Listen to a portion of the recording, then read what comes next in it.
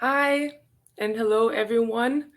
Welcome to our webinar. We have been looking so much forward to speaking with you today.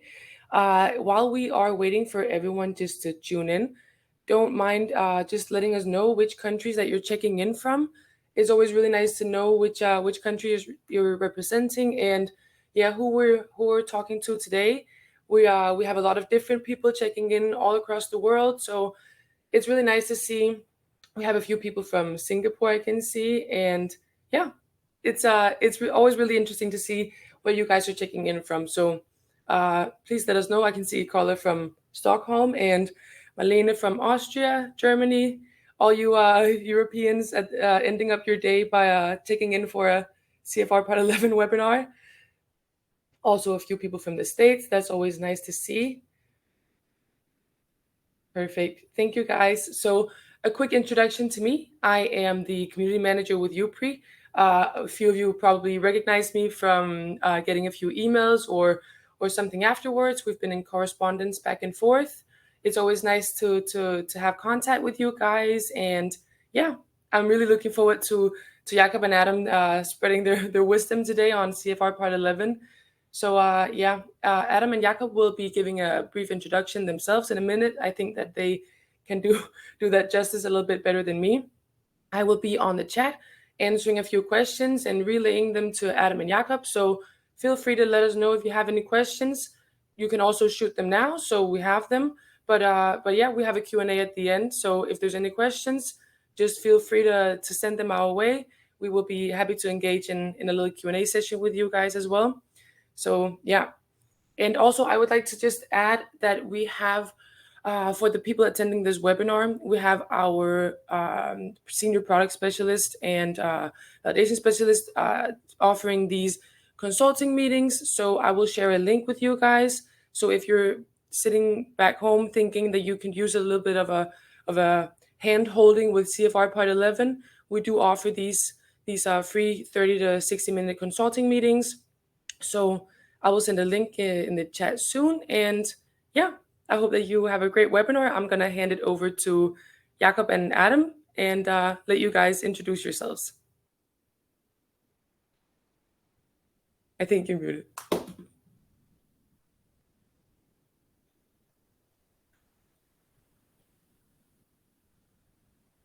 Oh, I think you're muted, guys.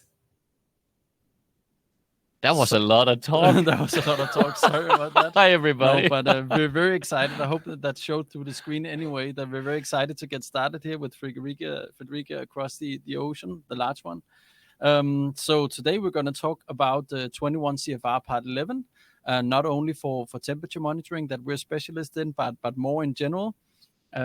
But just as a brief startup, I have with me one of the co-founders, Adam Hartmann, here with me, who's our Chief Commercial Officer today, dealing with all the great specialists we have working with the different customers we have across the globe, and we're up to around 50 plus countries. So we're serving a lot of different industries, but I'm sure you'll get some good questions, some good insights from our customers today. I'm very happy that I got introduced as by Frederic, by the one like spreading wisdom. But in reality, I must admit that that's your job, right, Jakob? Normally we kind of reverse the roles in here, and I'm the one asking questions, but let's see how it goes today, right? Absolutely. But on my side, my fellow student, we started up Eupry together 10 years back. Actually, this is our anniversary year. Yeah. And it was like down in the depth of the Danish Technical University. Jakob and I, we started up the company, and today we have this running at two different locations. You're with us from the studio here in Copenhagen, and Frederikke from North Carolina and Raleigh. But Jakob, my fellow co-founder and space engineer, that's kind of my keyword. I always present that in you because I love it. And I just saw a program that you developed today again, and I was just like, oh my God, why are we not working together in my developing stuff in my small department of Eupry? Because now you're just having your own department. We're not working that much together. So it's really an opportunity for Jakob and I to work together throughout a webinar, 1 hour. That's amazing. Yeah, Welcome, Jakob. absolutely. Thank you very much. So before we begin, I know Adam has a small presentation on what is it we do at Eupry. Hey, I just think it's super important to set the scene of why we can talk about this, and what we are up to in Eupry is that again, we started the company 10 years ago, and we've been subjected to a lot of growth over the years. We handle our customers with this kind of global one-stop solution within monitoring, validation, and calibration. We run an accredited calibration laboratory that is super smart, and you should actually have a look at it one day. Stop by the office and see how we do stuff in there, because that's really smart. He developed it, and then we're servicing customers all over the world, doing artificial intelligence and really trying to move the needle in terms of like pushing the bar of what you see out there in the market, trying to be innovative. And I think it's really progressing well. And again, it's mapping, monitoring, it's validation, and it's all in one audit. It's just trying to make it really easy for you quality professionals out there to become, well, compliant. Absolutely, and become professionals. I think that's one of the large discussions we have, is that we absolutely hate manual processes. That's really one of our core values. Hate might not be the greatest core value, but we do hate manual processes. So hopefully a lot of this can be useful for you guys as well. We have a variety of customers all within the GXP industry. So we have quite a wide range of experiences from our customers, and that's basically what we're going to bring you today, some of our insights. But moving on to what we're actually going to talk about today. So as I mentioned in the beginning, we're going to talk about 21 CFR Part 11, of course. That's the whole topic, but trying to define what is 21 CFR Part 11, what do we mean by digital records? That's one of the things that we get a lot of questions on. I would say in general, in all of our webinars, we try to answer some of the most asked questions we get, both through our webinars and also dealing with our customers. So it's not often that we go from end to end in a set of regulations, but we try to bring up the most important parts. We try to take a look at what the requirements are for 21 CFR Part 11. We do environmental monitoring and validation, but there are a lot of these regulations apply to most of GMP specifically, but also the rest of the GXP industries. I have a small tips and tricks. It's a little bit thing that we picked up on the way that will make auditors happy. We know everyone loves to make auditors happy. And then we have a QA session along the way, but we're also looking on the chat. So if you have any questions for what we're talking about, just bring them forward and we'll try to answer them along the way. It makes for a more lively discussion. And otherwise, Adam here is always keen on asking me questions along the way when he doesn't understand it. So thank you very much for taking that part. And also just a thought that I have had is that if some of you is not keen on leaving your name in the chat while asking a question or anything, you're always welcome to ask me a question on my mail, and then I'll happily forward it without naming any names or anything, just as naturally as I can, like I'm the one asking it, if that's an option. And my mail, I'll put it in the audience chat. It's adam@eupry.com. Yes. But great. So let's get started for what we're all here for today. So first of all, what is 21 CFR Part 11? And that question can actually be answered quite simple. It's basically it's the Part 11 of the 21st chapter of the Code of Federal Regulations. So that should answer what is it. But of course, we'll deep dive a little bit more into what does it actually mean. So first of all, why is this even interesting? And the basic concept that there seems to be some consensus that 21 CFR Part 11 can be annoying and obstacle sometimes, but often when you get to the bottom of why, it actually makes a whole lot of sense. So basically, we want to be able to trust digital records in the same way that we do as paper records. So, and I think everyone can agree to that. We of course need a system or frame of reference in order to be able to trust the records. And I don't think anyone would disagree on that topic.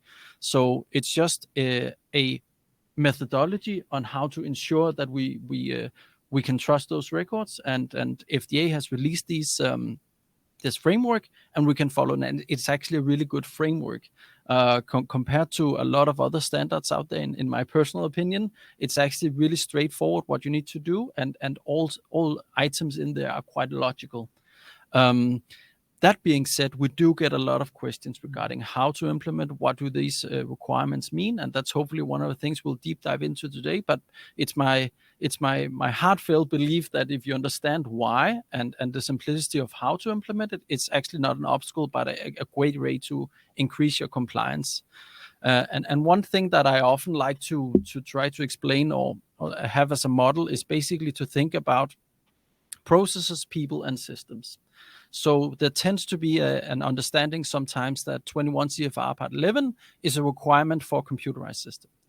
And that, in my mind, is way too limited of a view. So our model and the way that we interpret the rules, and rather than interpreting them as system requirements, they're basically people requirements and system requirements and process requirements. So there are a lot of different things. So now, in my mind, systems, they enable compliance. And when we talk on compliance here, we say 21 CFR compliance. So systems can only enable you as a company to act compliantly with 21 CFR Part 11. And we'll get into the more specific details of it later today. But processes, those will support and ensure compliant use. So when you have processes in place, those support being 21 CFR Part 11 compliant, but they will not be fully. Just the same way as if you develop an SOP in your company and people don't follow it, you're not compliant. The SOP might support that compliance. And I think for 21 CFR Part 11, that's very much true. That we need to be able to adhere to those, and people need to be trained in them, but they only support in ensuring this. And in the end, it's the people who are compliant. The use of the systems, the use of the processes will all create a 21 CFR compliant, 21 CFR Part 11 compliant usage of this system. And that's one point I want to get across today. Maybe the most important point is that you can't buy your way out, and you can't write your way out of being 21 CFR Part 11 compliant.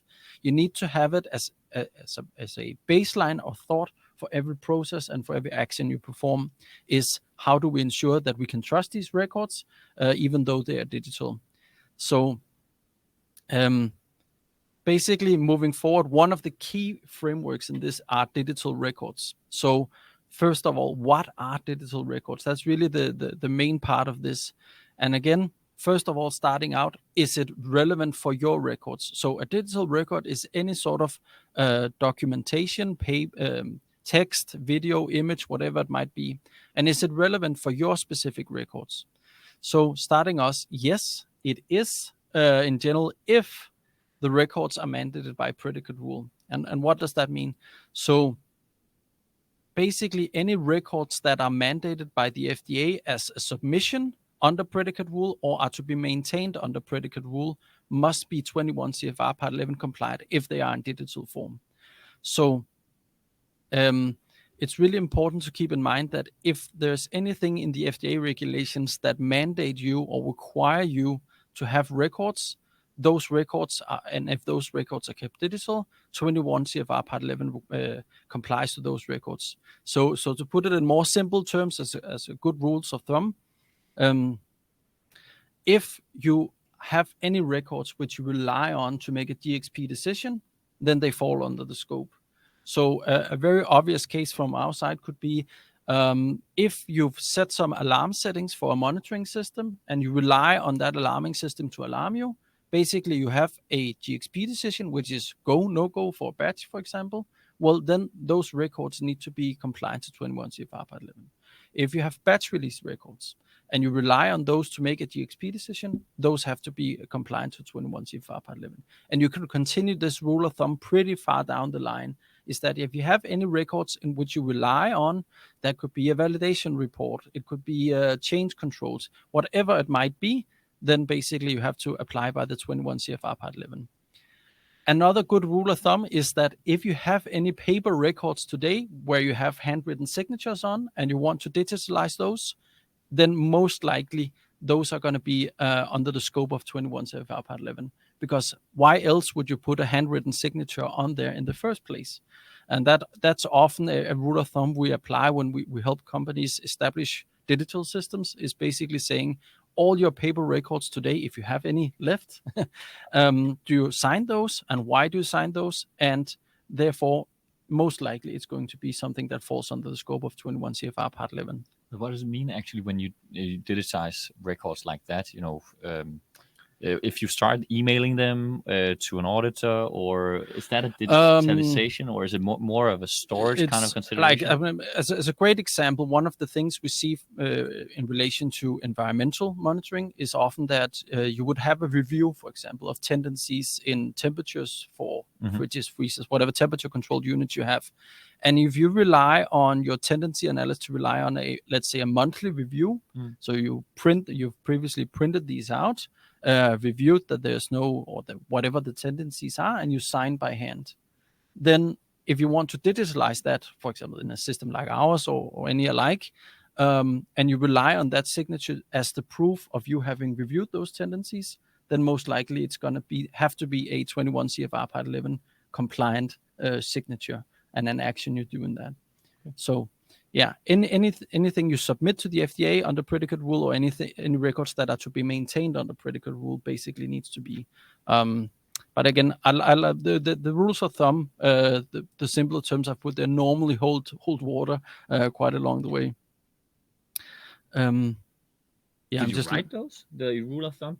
Yeah. It was there? Okay, yeah. Sorry. Yeah. So basically moving forward, what is electronic records? And this is where I like 21 CFR Part 11, as you can find it on the FDA homepage, is that they're actually really explicit in terms of what they mean. So basically electronic records are any combination of text, graphic data, and you can keep on reading.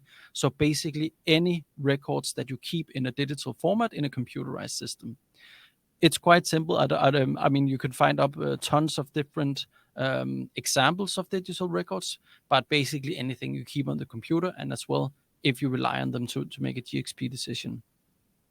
So what is the scope? And this is one thing where we sometimes see some of our clients go a little bit wrong, is that the scope of 21 CFR Part 11 are actually both the electronic records, it's also the electronic signatures, and it's any handwritten signatures executed on digital records. In most cases, that really doesn't matter that much, or the scope isn't that fluffy. But basically, the core thing is that it's both the digital records and the digital signatures.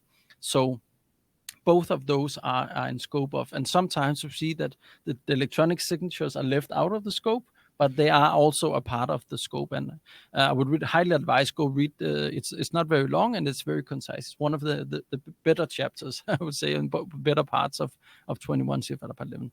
So again, both the data and the signatures are part of the scope and should be maintained under the requirements of 21 CFR Part 11.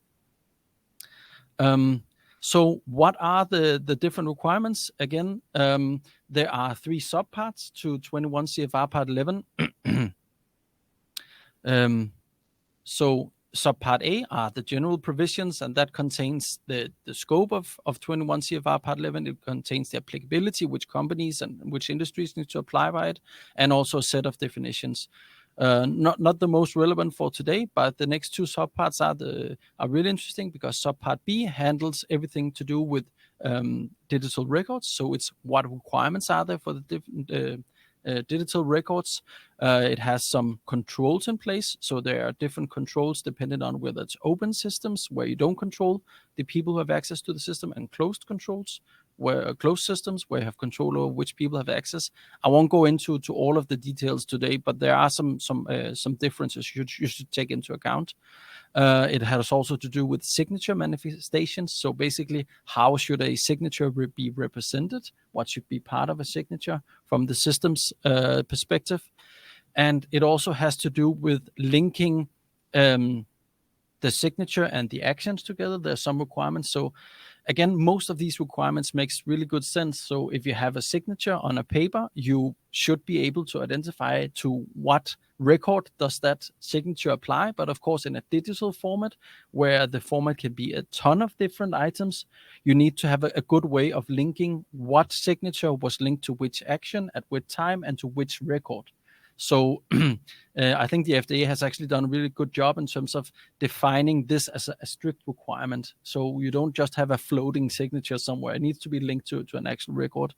And also a requirement which, to my mind, doesn't make a whole lot of sense, but it is a requirement that systems should be validated. I think that's more of a baseline requirement. So in that sense, but it is a requirement from 21 CFR Part 11, as is with all other GXP's computerized systems, that they need to be validated and for the intended usage and so forth. And then one thing that often gets people confused is the subpart C relating to electronic signatures. It's a very clear subpart, but basically it determines the general requirements. So how should you sign? What are the different requirements for signing? And those are basically, you need 2 identifiers, which would normally be a username or an email and a password. And those need to be linked, and those need to be unique. All things that kind of make sense if you make any sort of modern system, but it's also important to remember these requirements are quite old, and not all parts of them have been updated. I know there was a question regarding an update, and it was updated back in 2023 with some further specifications, but the core of it is basically untouched from the 70s. It also has some requirements. Did you say the 70s? Yeah, I'm quite. Oh, no. Sorry, people can look it up, but 60s or 70s, I can't remember. Wow. So it is actually, and I think it holds up quite well actually. Yeah. There's some different requirements for passwords, and then one very important thing that we also deep dive into is basically the FDA wants to assure that you as a company understand that your signatures in the electronic system are as legally binding as if you did it in handwriting. That's one thing where it might be more of a mental thing often, that we tend to take it easier on signing in a digital system. Maybe our generation and upwards feel like that. I don't know if the younger generation feels otherwise, but basically you need to ensure by controls that your signature in a digital file in a format is as legally binding as in by hand. And there's some different ways to get around that, which we'll get into. So there's a lot of behavioral stuff in this also. Absolutely, right? And this really gets back to one of my first points is you should really think about the company having a 21 CFR Part 11 compliant operation of a system, rather than just having the system perform all the actions, because it can't. And this is one of the things where often you would need to involve something like employment contracts or addendums to contracts, because you need to ensure that people know that they're signing a legally binding. So I've basically broken it down into sort of 8 topics of interest that I think are the most commonly asked ones. I won't go into too much detail with each of these, but basically just try to jump into it. So first of all is data integrity. That's one really key part of 21 CFR Part 11. We need to ensure that the data maintains its integrity throughout the journey. That could both be the signatures, it could also be the data. And again, if you look back at and look at paper records, it makes sense. What is the inherent risk of someone changing a paper record? Well, someone might do some changes, but it's highly unlikely in most scenarios. And we need to apply that same logic to digital systems, ensuring that the text or the images or whatever files don't get changed along the way. So we need to protect against unauthorized access to the data. So basically that no one who shouldn't have access has access, that we don't have data loss. That's a loss of data integrity as well, that we don't lose any of the data along the way, and that we don't have any tampering or changes to the data. And makes really good sense, but often when we speak in a digital environment, and that's one thing, very important thing to keep in mind, is that normally if we have A4 sheets of paper, we're used to having page 1 of 8, 2 of 8, 3 of 8. It's quite clear to identify when we have the full amount of data or when we have lost some parts of the data. But that line gets more blurry when we're talking about computerized systems. How do you know you have everything in a CSV file? Can you somehow check that you have all the lines? And those are controls that you need to have in place when we're talking digital systems, because the lines get a bit more blurry. But again, it makes sense. It makes sense that you'd want all your data to be there. And particularly also because I assume all of you out there, subjected to a lot of cybersecurity stuff these days, right? With new SOPs to be read through and everything. But Jakob, how many of the points that you're getting through, like there's so much cybersecurity and general kind of data hygiene in it. Is it just because that cybersecurity and all that and all the standards that we are also like implementing right now, that's just a lot later in time, because again, this is very old stuff, right? I think they were quite on the forefront when Right. writing this, and that's also why I would often advise. Often when we see customers sort of holding back on applying it, I would say most of this they're already introducing. They have in data integrity has been a key focus for the last at least 10 years. Data flows and so forth has been a key part of it.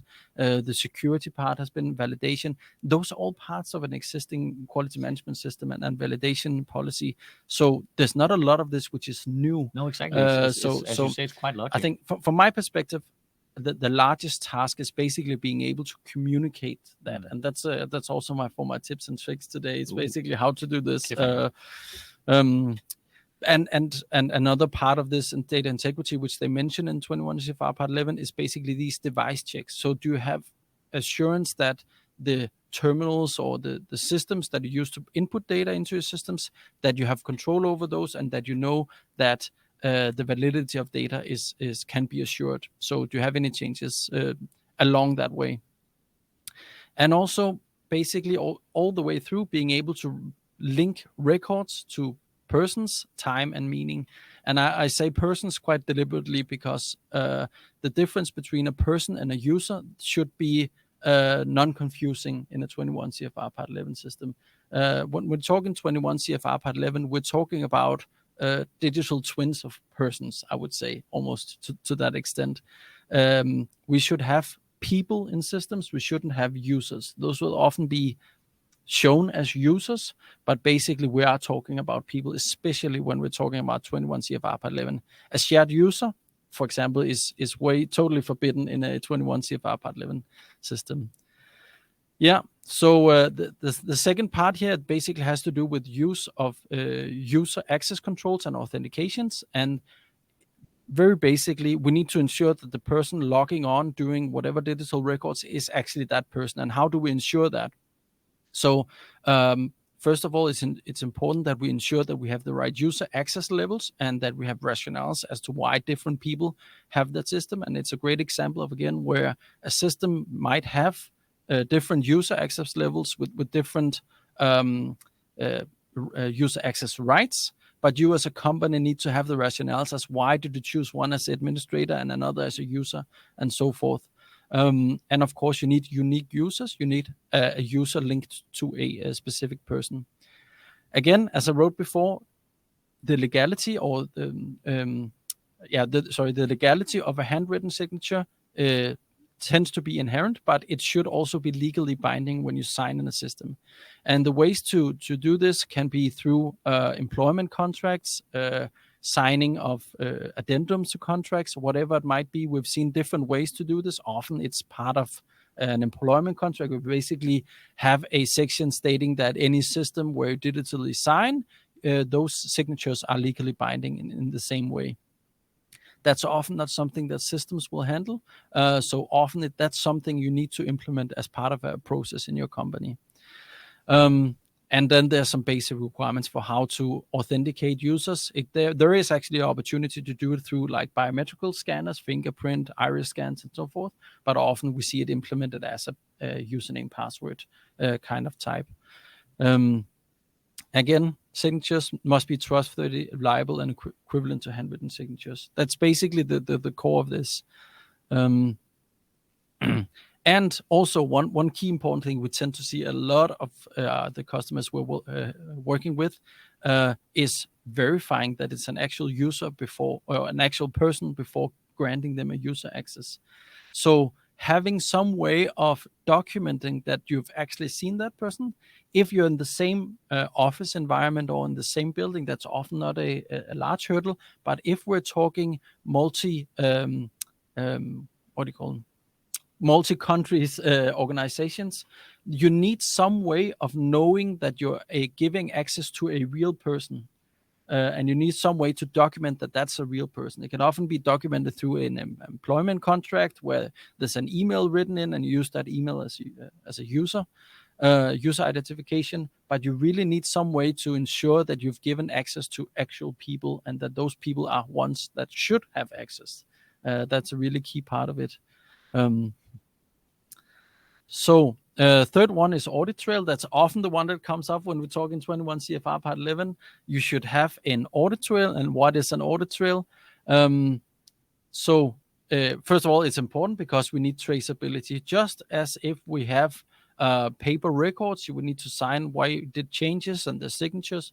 I think most people know it from the quality management systems, that basically you need to be able to trace back who made which changes. And that's really a core part of 21 CFR Part 11, being able to go back and seeing these different requirements. That's that's really been the talk of the town in Eupry, right? Since the beginning, it's traceability all throughout all the various steps in the process, and it's just so beautiful that it can be tied together with the actual user in the other end. So for us, the Part 11 component in our system is crucial because it ties everything together, like the handling on the front end, and then everything that is handled beside it. So to me, it's just like a fundamental part of actually our work, right? Absolutely. I think that's really core to it. I think also, Francis, you came with a really great question here. Says, as far as I know, there's no 21 CFR predicate requirement for any manual electronic signature on any of those. So it comes down to system design and company interpretation as to which action requires a legally binding signature. Great point. So actually what it says in the 21 CFR Part 11, as I recall it, is that it should be as legally binding. So basically, if you have any place where the predicate rule is that you need a legally binding signature, and that could be for any compliance requirements or submissions to the FDA where there is a requirement to have a legally binding signature, then that should be part of your 21 CFR Part 11 system as well. I hope that sort of makes sense. It does, but it's also a discussion about, at the meta level, where do you, how deep do you go? Because Francois, you've also been so kind to break it up, and hey, do you go down to alarm acknowledgement records? So do you dive even further down, like changing probe settings, and where does it stop? Because you can keep on, right? Yeah, I have to honestly say I cheated a little bit here and looked up. So basically what it says in 21 CFR Part 11 is that they are intended to be the legally binding equivalent of traditional handwritten signatures. So we follow that path down. Anywhere would need a legally binding signature, you should be able to perform that in the system. Nice. But I think just going to share that link. Yeah. Okay. Yeah, absolutely. So, but just following along here. So, going back to the audit trail, that's where we came from.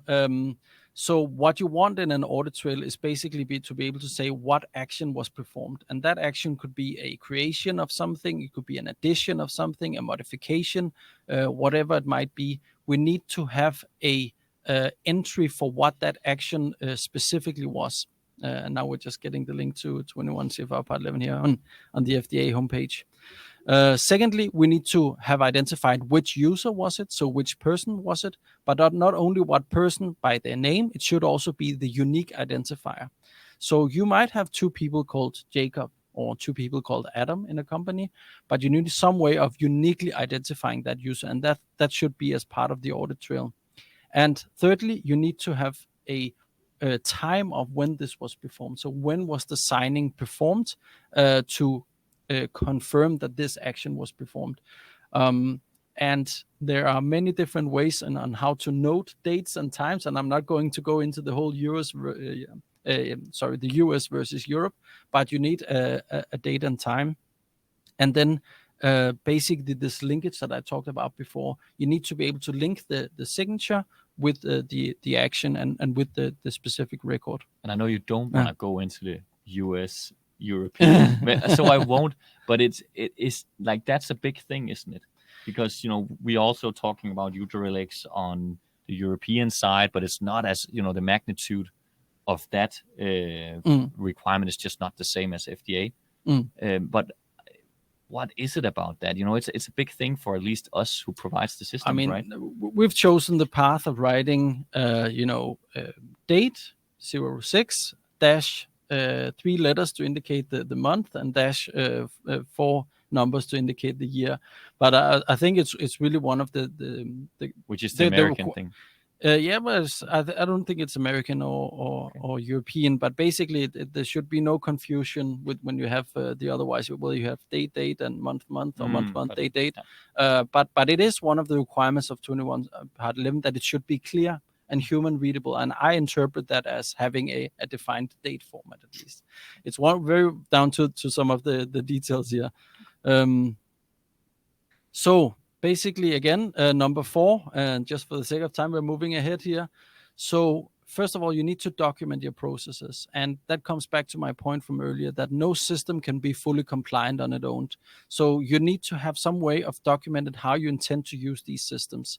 And in earlier versions of 21 CFR Part 11 was also a requirement that you stated the usage of this to the FDA. So again, no matter what system is, people make mistakes if they don't know what to do or how to do it. And the same way, we often see auditors wishing to have a sub on how to use different systems so that they are used compliantly.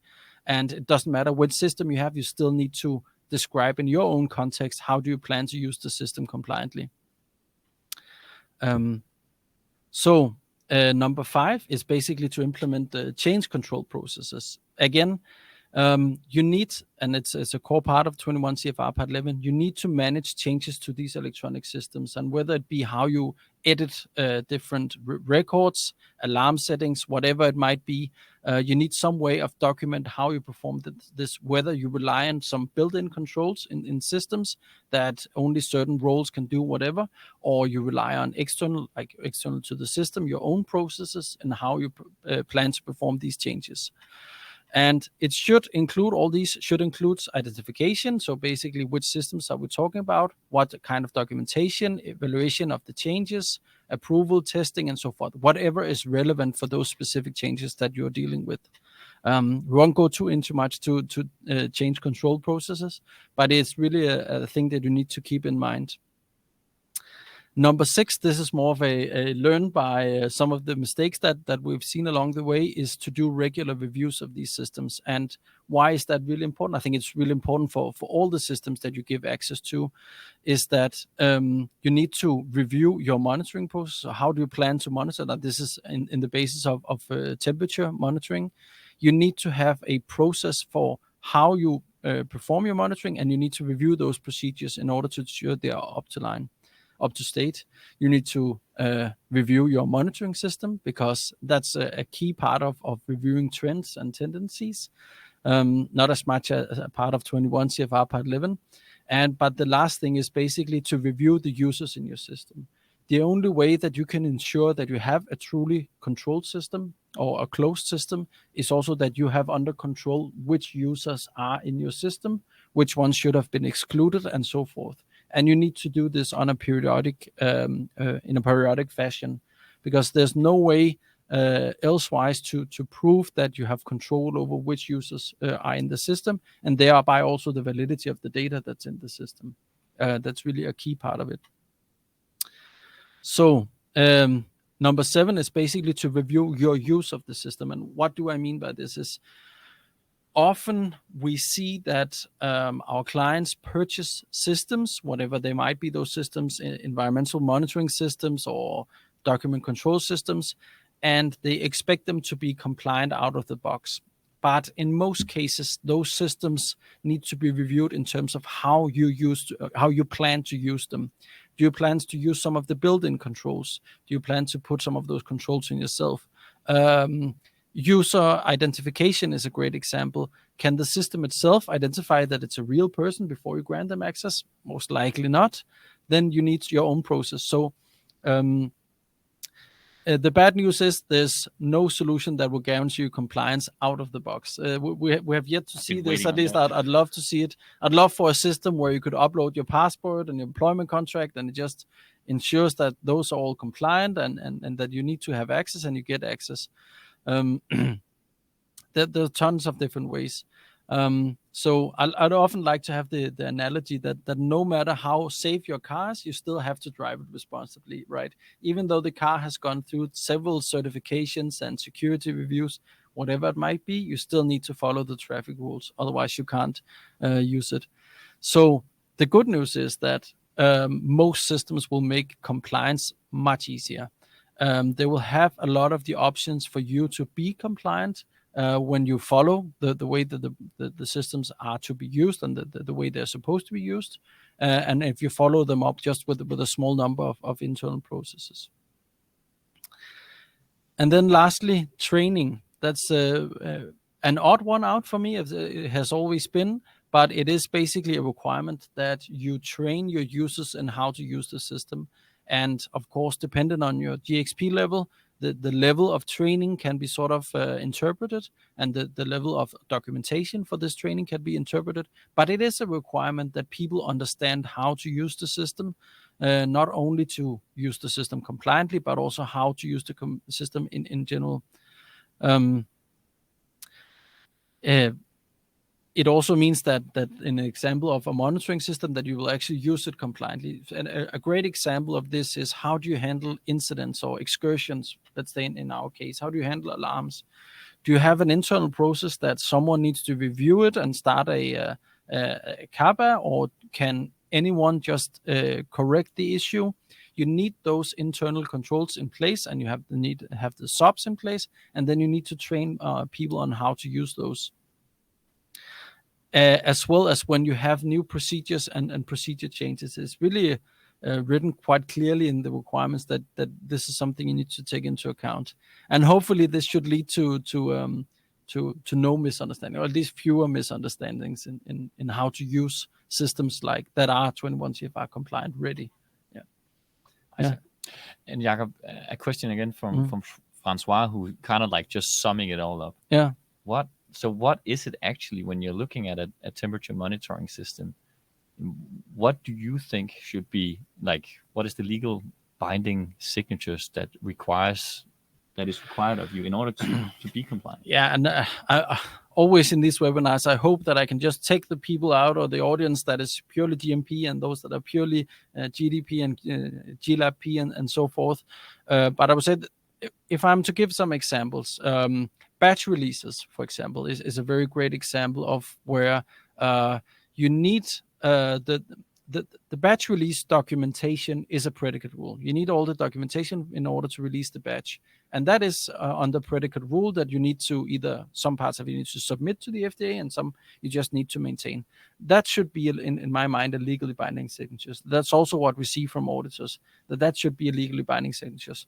Some will gather a lot of this documentation and do an overall signing of the review of all of them, and then that becomes the legally binding signature. So depending on how the system is set up, or how your processes are set up, it can be different places that signature should be legally binding.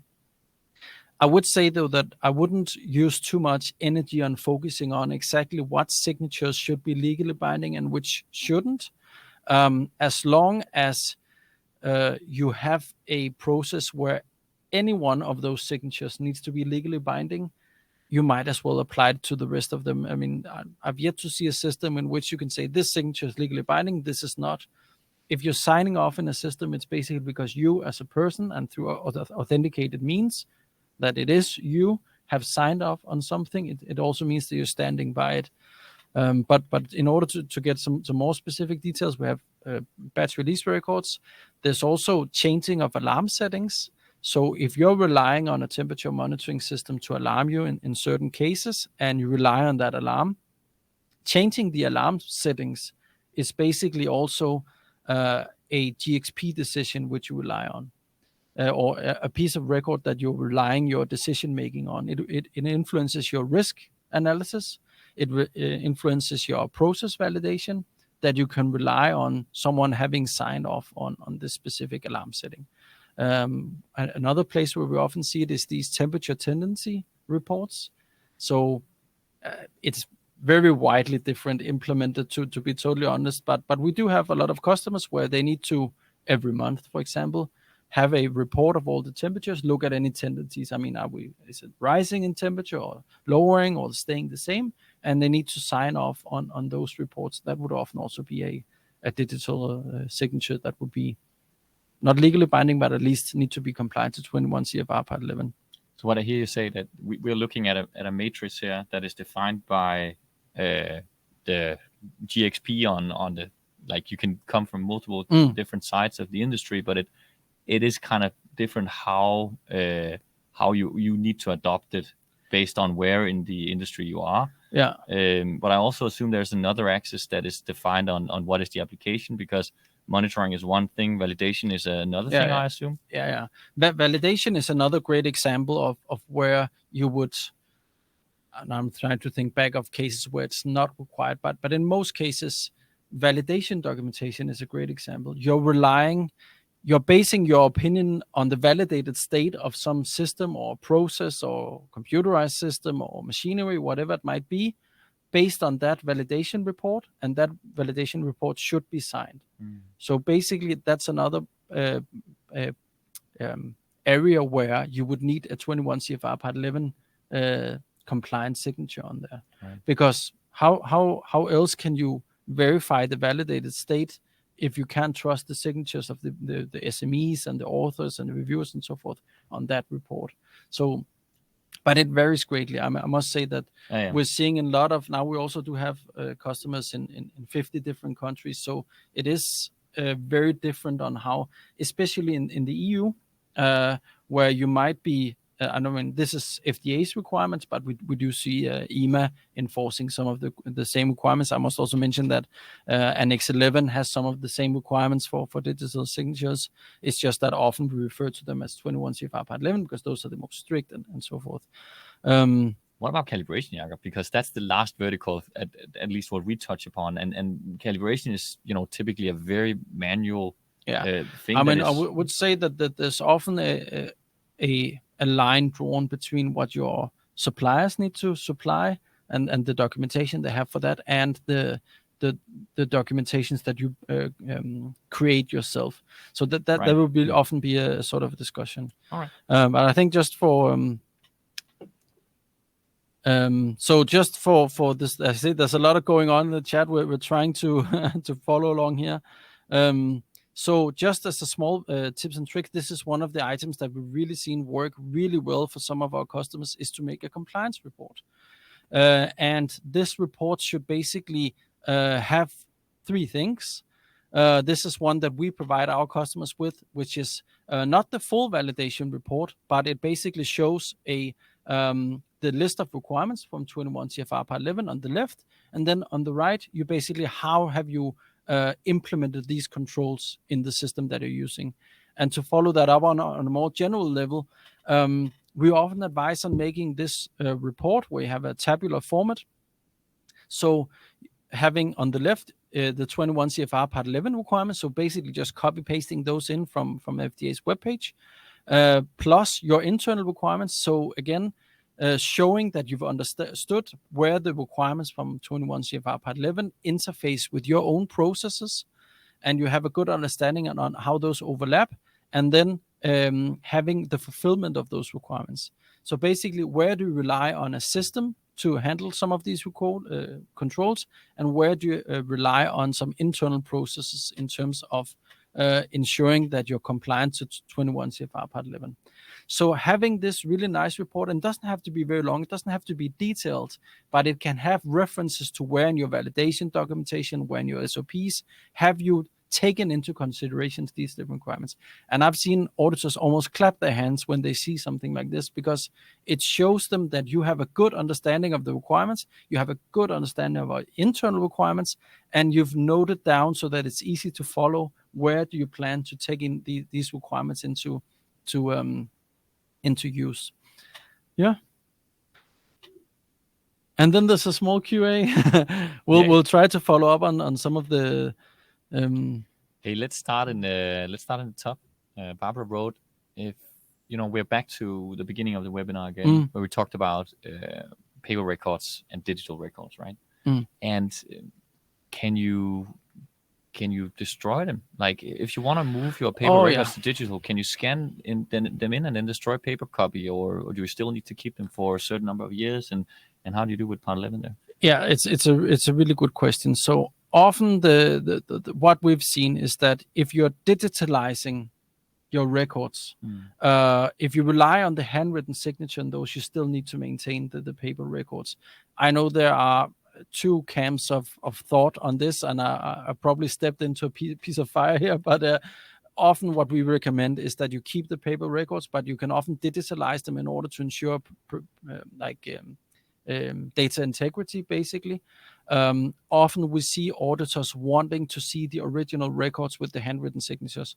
Otherwise, you would need to reapply digital signatures to those records in order to somehow verify that they are indeed those records. So what 21 CFR Part 11 aims to get at is basically systems that are created digital. So it's not necessarily scanned in papers, unless you scan in something and then do the signing in digital format. That was the key thought of 21 CFR Part 11. But a great question. Nice. Yeah, because I assume in this time of our life, it's a very, very apparent thing for many of you out there, like trying to digitalize your everyday. Milena, she's writing, there is a bit of confusion between electronic signatures and electronic user identification. Is that something you've touched upon? Not as much in terms of 21 CFR Part 11. I mean, I think it's important when reading through this that the basic understanding of digital systems should be in place. The 21 CFR Part 11 will not give you a full list of specific definitions for what different items should be. There is, though, a lot of, as I see it, a lot of the discussion or confusion about e-signatures and electronic signatures. So often what we see out there is that when it's written as an e-signature, that is indeed an electronic signature, but it does not necessarily comply with 21 CFR Part 11. That's actually a really good question, because often we see a lot of systems saying we are able to provide you with a electronic signature, but it's very important to keep in mind whether those are compliant to 21 CFR Part 11 or whether they're just digital versions of your signature. So I could take a picture of my signature and apply it to a document, for example. That would not make it 21 CFR Part 11, but there are tons of systems out there which allow you to apply 21 CFR Part 11 compliant signatures on documents, simple systems that would allow you to sign electronically. Would like a product like Adobe Sign? Adobe Sign actually has if you want to get some inspiration on how to do your a conformance or compliance protocol, I would actually highly advise on reading Adobe's 21 CFR Part 11 compliance report. They've actually done a really good job of explaining why they are compliant, and then you can take that into account when assessing that system. Nice. Twofold question here from Jeanette. Do you, Eupry enter quality agreements with clients, and the reverse, do you need to do that for actually having a Part 11 compliance system? I mean, for if you want to ensure that you can audit a vendor, then yeah, you can do that. I mean, here at Eupry, we allow all our customers to audit us just as a baseline, but I think a quality agreement itself can be useful in order to ensure that the systems are kept in validated state. So that's sometimes a part of a quality agreement. So I would say it reflects pretty much your risk appetite. But do we do it? Yeah, we do quality agreements all the time. But I'm trying to think about the general case. Often stuff like enforcing or agreeing upon that the supplier has a quality management system, that they keep systems in a validated state, that they handle incidents and CAPAs and so forth. That can be a good idea. It's not specifically mentioned. It's much more a part of validating computerized systems in general and supply evaluations. But yeah. And I understood the question as again it was us and two of the world. But yeah, we do that. And Francois, you have added a lot of questions, and maybe also a comment here in the end. That the software vendor needs to have a firm take on what requires a signature because of the Part 11 requirement for continuous signing, etc. Yeah. So absolutely. I mean, again, I would highly advise on engaging with your supplier, engaging with us if you consider us your supplier, and finding out exactly what actions are a part of the 21 CFR Part 11. We have it as a module, as an add-on, because not everyone wishes to apply these. But it's very important to have a very strict control and a very good agreement with the supplier in terms of what actions are part of it. In our system, it's all actions or no actions. very binary. But in other more complex, larger systems, I would totally agree that you would need to have a firm control of which records are being included as part of 21 CFR Part 11 and which are not, because again, you need those signatures on there if you're relying on them. Jakob, something I know you are very focused on is because you're mentioning something between the lines that I know is troublesome for our customers, at least, is all this vendor approval work that needs to be done, because at each webinar we're talking about a different kind of a quality aspect in order to become compliant, right? Within just the verticals that we actually serve. What is your considerations in terms of making it easy? Because, you know, us as a vendor, we know that you on the other side, you have to go through a lot of work just to, you know, get to us. Quality agreements, vendor approvals, audits, all sort of things. What is your considerations in order to make that easy? Like what should you look for on the other end? You know, I dream about this. That's the thing. So I think one of our mission, at least in terms of our quality, is basically to make it as simple as possible. And I would say in a lot of cases, we know what our customers are asking for. So we have a lot of that material ready when being audited. But on the other hand, we also know a lot of our customers rely on our reputation and other customers that they might have good relations with and so forth. But I would say that the different tiers of how to evaluate a supplier, it could either be through a questionnaire or through an audit or through the certifications we have and so forth. And I also saw there was a question regarding 21 CFR Part 11 certification, and that's actually not really a thing as well. I've seen some cases where people have gotten, or companies have gotten, like a third-party approval or review of the system. But yeah, look at I would say the core thing is really look at the use of that system in your company. Look at how you plan to implement it and what is your risk related to that. On the other hand, I think that's important. No, we also see a lot of, or we see not a lot, but we see some clients implementing 21 CFR Part 11, which do actually not really need it because they're just in the process of having to deal with the FDA and so forth.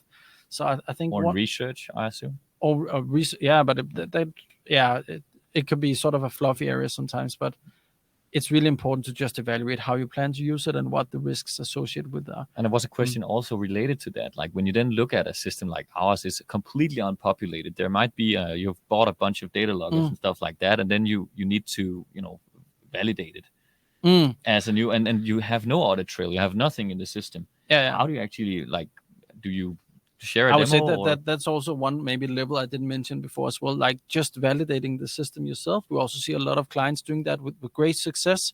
Often what we advise on is just putting in some records before usage. You actually have to use it to put in some records, to do some records, but before actually employing it. So what we often see is that you will invite a few users, you will make some changes, whatever, to validate that their audit trail is working and that you can obfuscate earlier registrations and so forth. So just starting to use it and validating the use of it as a black box system, I think that's often that's what we see most of our customers do, is basically validating themselves and going through the entire system. I assume also that vendors like us, we can share a demo. We also, when we have customers, we also do share validation documentation and so forth. Okay, got it. All right, we are just about to be over time with 25 seconds. So Jakob, Frederikke in Raleigh, you are somewhere there. Now you are on. And obviously you in the other end, thank you very much for have been part of this. Frederikke, do you want to take it away here in the final? Oh, you're frozen. Well, all right. We've lost the link. We lost Frederikke, or we lost ourselves. Let's see. But Jakob, thank you very much. This was super interesting again. Thanks for having me on to ask the questions that nobody wants. Great questions. Thank you very much, everyone. And have a great day. See ya. Bye. Bye.